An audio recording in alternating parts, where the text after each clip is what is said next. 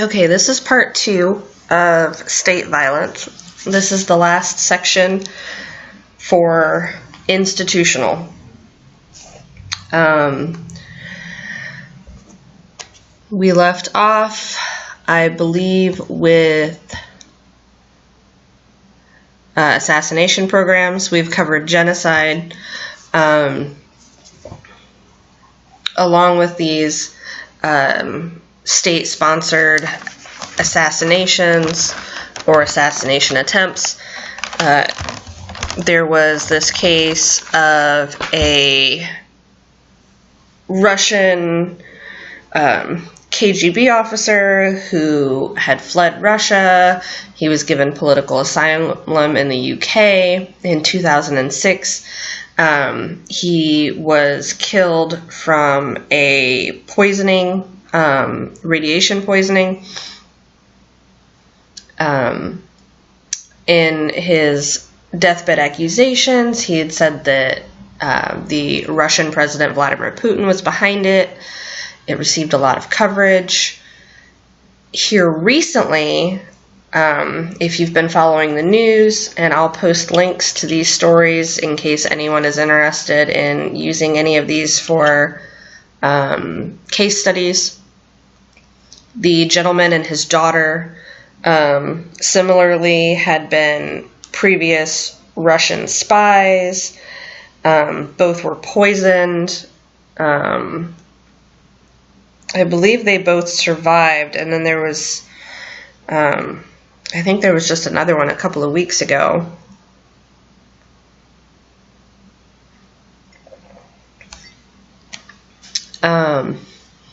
So all of these things are very much still happening. These are obviously only the ones that we're hearing about in the news. I imagine there's probably a great deal of covert things that never make any sort of headlines or any sort of news, especially in parts of the world where the media is state-run, as is the case for Russia and parts of the Middle East. Torture is another form of state violence. In the U.S., there's been several instances of torture, especially in places outside of the United States. Prisoners and police departments have been settled outside of court. In one case, Gregory Banks, this gentleman pictured here, confessed to a murder as a result of torture. 3 police officers in Chicago. It's definitely not something that's isolated. As far as the Chicago Police Department, there have been several members of the police force there who've participated in or had knowledge of or were otherwise involved in excessive beatings, using things such as electric shock, placing bags over people's heads, all of these things during interrogations. Chicago ended up paying over almost $6 million to dozens of people, usually black men, who were tortured in the 70s, 80s, and into the 90s. Again, police brutality, either in the line of duty or within the judiciary system, such as in prisons and jails. These are all forms of state violence, since these are actors that are taking on the role of the state. These are government agents, even if it's on local government.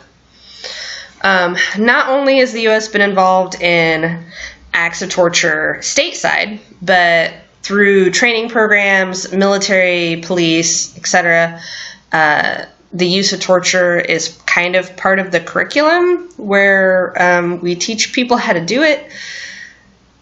Herman contends that there's a strong link between the U.S. aid and training programs and the use of torture in several countries around the world, especially those countries where torture is not outlawed. In 35 countries using systematic torture through the 70s, 75% of them were clientele of the United States and received both military aid and military/police training. This stems back to plausible deniability on the case of the United States, where we can engage in these sort of actions as like a third party, where we are still having our wishes carried out, but we're not doing so directly. We're having someone else do it in the way of training them and providing funding and materials and etc. for them to carry out what we want. Torture is a violation of several international treaties.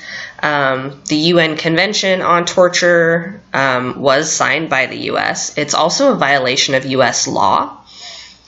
A wide number of cases ranging from assault, the use of electrodes, exposure to temperature, rape, use of dogs, stress positions, deprivation of sleep, food, medical care, threats to family members, all of these things have happened where the U.S. has been party to it. There have been no persecutions of any high-ranking officials, such as Rumsfeld or Cheney, President George W. Bush, for their use of torture, openly admitted use of torture in Afghanistan and Iraq, as well as all of the incidents regarding prisoners in Guantanamo Bay, which is Cuba. Harbury notes that the current techniques used in the war on terrorism are similar to what was used in Central America during the 70s and 80s.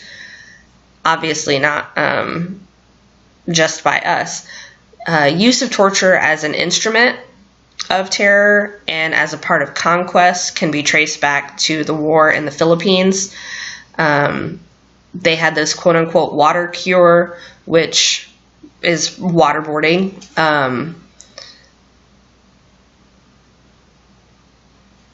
This gentleman here, Khalid Mohammed, experienced waterboarding 183 times over the span of 4 weeks. And this is by direction of the United States. In April of 2004, CBS and The New Yorker released photographs of abuse and torture at Abu Ghraib. This is an image of a female being held down and sexually assaulted.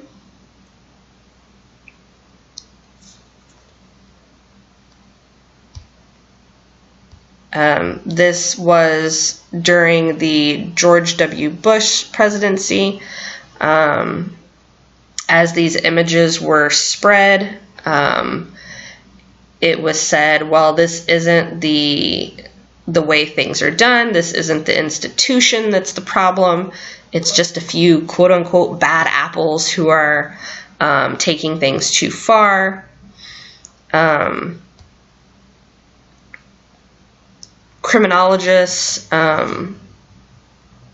have stated that this is absolutely blatant.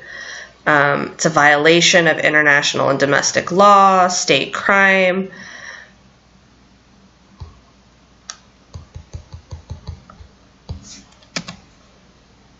Here are some more images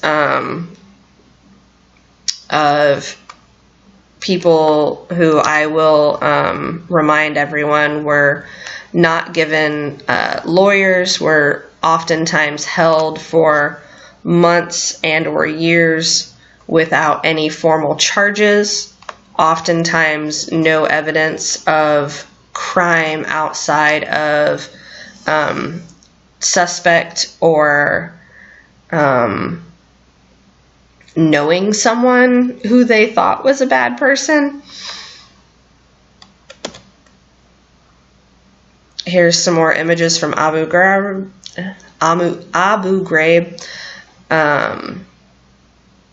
As I said, many of these prisoners were never tried or convicted of any crimes.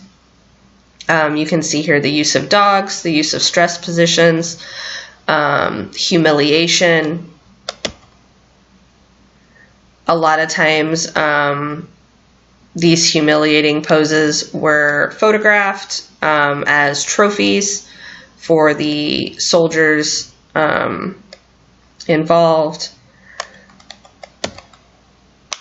Again, see here you can see the threat of dogs, beatings.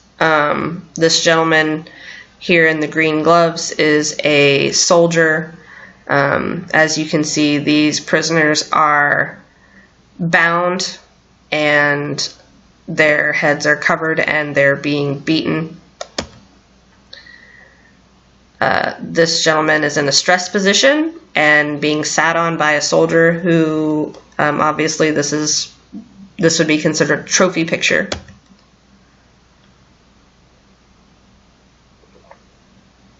The strategy of the Bush administration when addressing all of this stuff that was just flying around circulation, obvious disregard for international and national laws, was that laws don't apply to us.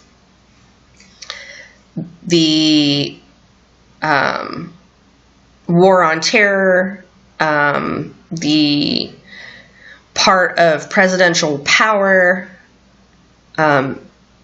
we are allowed to do all of these things. These rules, these laws, these United Nations conventions don't apply to us.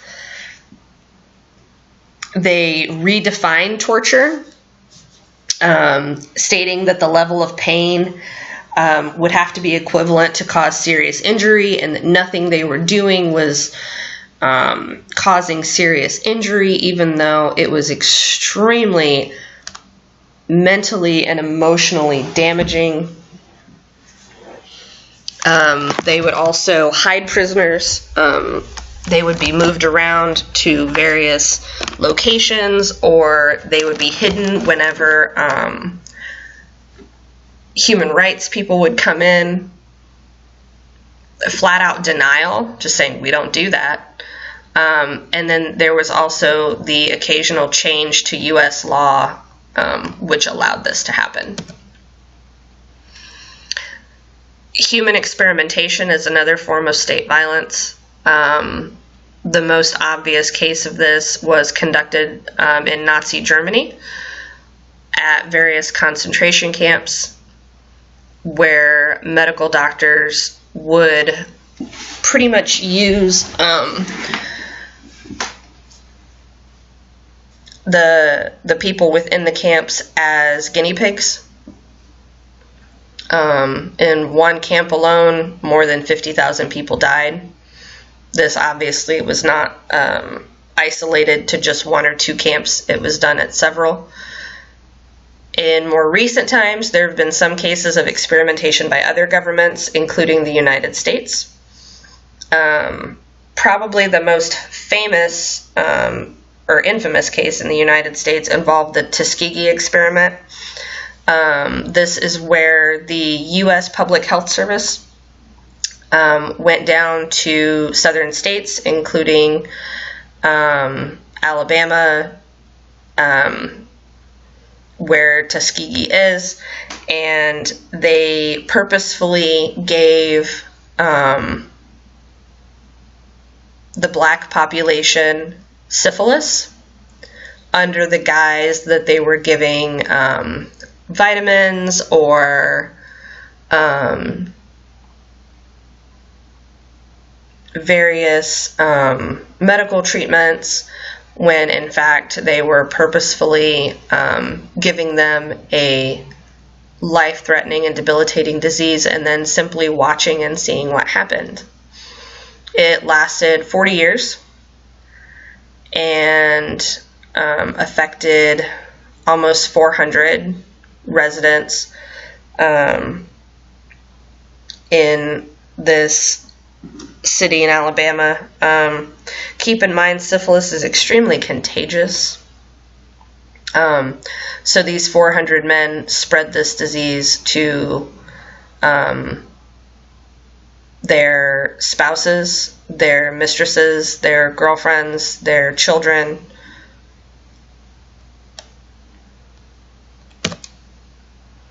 More recently, it has been revealed that the government, throughout the post-war period, has been conducting radiation experiments on the U.S. population. As late as 1981, Rosenberg reported that doctors in an Atomic Energy Commission clinic exposed at least 89 cancer patients to large doses of radiation in order to get information for NASA on levels of tolerance before nausea. The General Accounting Office reported that government scientists deliberately released radioactive materials into populated areas so that they could study fallout patterns and the rate at which radioactivity decayed. The report describes 13 different releases of radiation between 1948 and 1952. I will stress that this is things done by our government to U.S. citizens on U.S. soil.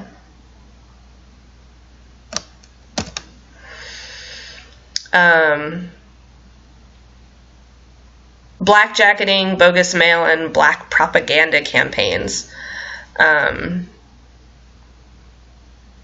Part of the U.S. COINTELPRO by the FBI, blackjacketing or snitchjacketing is intended to create dissent and conflict within organizations.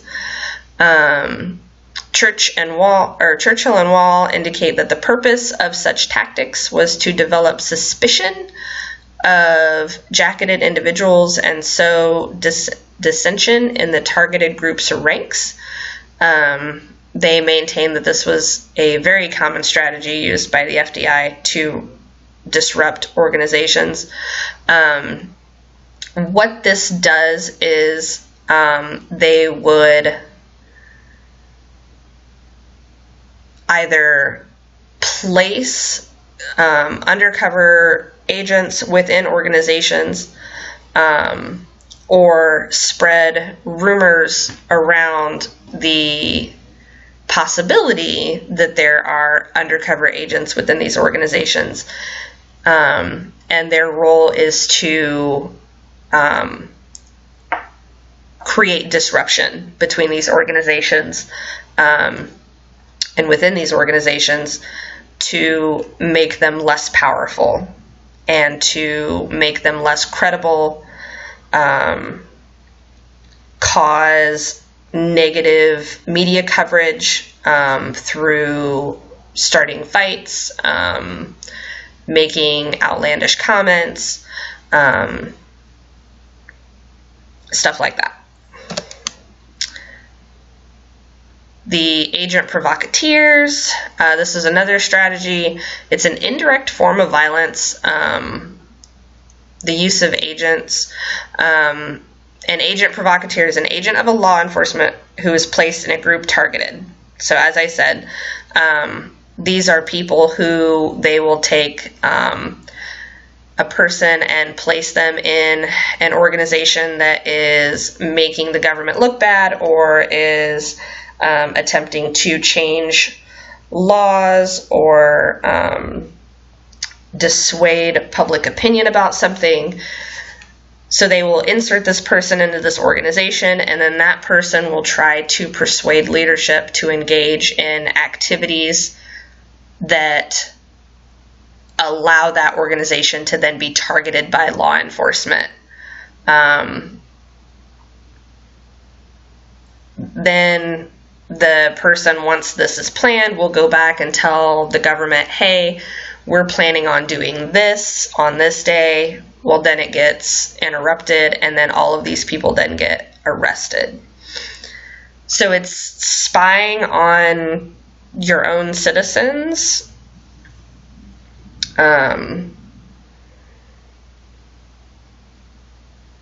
It's entrapment, but it is something that the U.S. government does engage in. Targets and agents of state violence. The targets are usually conquered indigenous, ethnic minority populations, political groups, organized labor, peasants, women, and children. They are often the targets of rape and assault in the form of conquest. The agents of state violence, these are domestic police and military, national and international secret police, private organized groups sponsored by the state, such as death squads and militia groups. So the extent of state violence, overall, there's really no way of knowing how far or how wide this is. All of these things rely on data that, if it's collected, is collected in such a way that it's not going to be as forthcoming as what's probably actually happening. So therefore, what we are seeing is just the tip of the iceberg. The thing about state violence is that often it is secretive and not something that is covered by the media, especially if it's in a place where the media is state-run. But from what we do know and what we have seen, it does appear to be pervasive across the world. Regarding patterns, there are some necessary conditions for state violence to occur. First, the existence of a group, class, or party regarded by the ruling elites as an active threat to their continued rule. The greater the political threat, the greater the likelihood that a regime will respond with violence.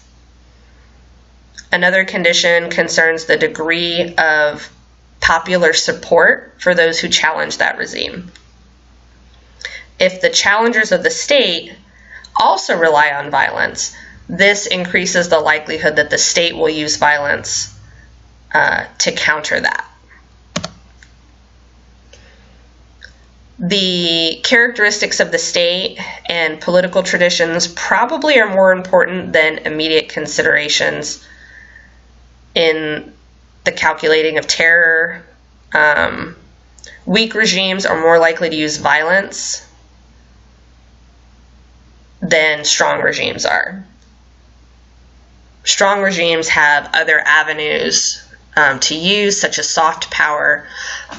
Weak regimes, though, who don't have a lot of support from surrounding constituents and other avenues, are more likely to use violence. It is more likely that military coups, who are promoted and engineered by international superpowers, such as the United States, contribute to further state violence as they go on to be more likely to use violence against those who challenge their own rule. State violence, as it goes to inequality. Just a second. So in regards to the relationship between inequality and state violence, they found that the greater the stratification in a society, the greater the likelihood that a regime will use violence as a means of social control. When the potential for internal challenges is high, and the social distance between the advantaged rulers and the ethnically or religiously distinct subjects is great, violence is likely to be used for social control. Gurr also points out that the highest level of state violence occur in the periphery of the world. These are the third world nations: Ethiopia, Uganda, the Central African Republic, Rwanda, all of these places where we hear in the news about these state-sponsored violence and violence against private citizens. This is where it's occurring. So we're looking for places where there's a high level of stratification, where the distance between those at the bottom and those at the top is extremely wide. Those are the places where they're likely to use violence.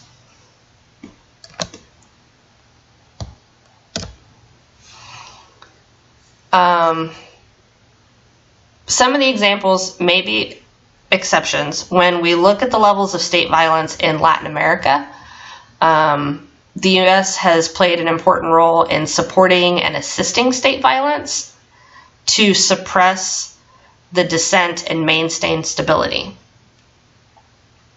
And this is one of the central goals of U.S. foreign policy, is to maintain stability. So we can look at, what's missing in this analysis that Gurr puts forth. State violence ultimately used to maintain order, defined in terms of the hierarchy, both within the state and within those nations, and between those nations. Imperial powers will use violence to maintain control of countries within their sphere of influence. That is us. We are that imperial power that uses violence to maintain control of these other countries that are within our realm of influence.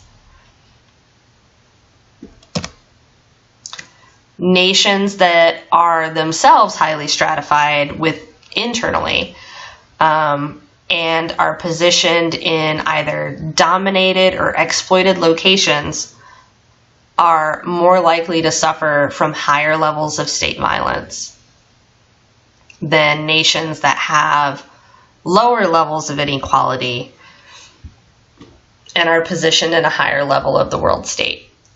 For instance, the United States or Canada. These are places that have lower levels of inequality, comparatively speaking. We are a first world nation, and we are positioned at the higher end of the world hierarchy. Therefore, we are less likely to have state violence.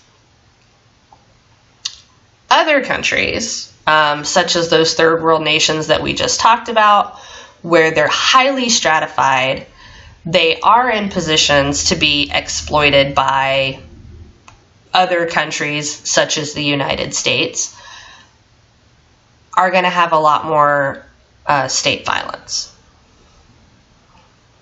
And since the 19th century, the U.S., in its own hemisphere and throughout the rest of the world, has played a dominant role, if not the only dominant role, in maintaining order with state violence. In wars, we are involved in covert forms of state violence, through the CIA activities, through training, arming, directing of surrogate forces. These are all things that we do. So when we are talking about the bad guy in the area of state violence, it is definitely a thing where we have to take a good, long, honest look in the mirror and see what we are doing in the rest of the world and not try to sugarcoat it, because it is what it is. And if it were any other country in the world doing that, we would see it as a problem. But because we are in that position, there's a lot of people that would rather not look at it that way. As in all of our violence conversations, those who are the most powerless are the easy victims, especially when they act in a way that threatens the state or possess resources that the state wants. It makes little difference if we're looking at legitimate or illegitimate use of violence. The victims are in the vast majority of cases, are those who have the least. They have the least resources. They have the least representation in their government. They have the least power. These are the people who are victimized, no matter what type of violence we're looking at, and state violence is no different. It's just on a larger scale. And I hope you guys are all seeing that. The dominant patterns that we have seen through interpersonal and institutional, and once we get to structural violence, this is the common theme through all of it. Those with the less power are the most likely to be victimized. And they build and they build and they build on each other. Interpersonal violence would not happen if women and children were given more power.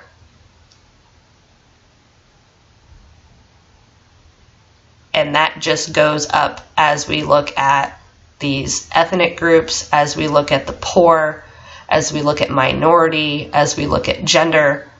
It is all about stratification and where you are sitting at that table.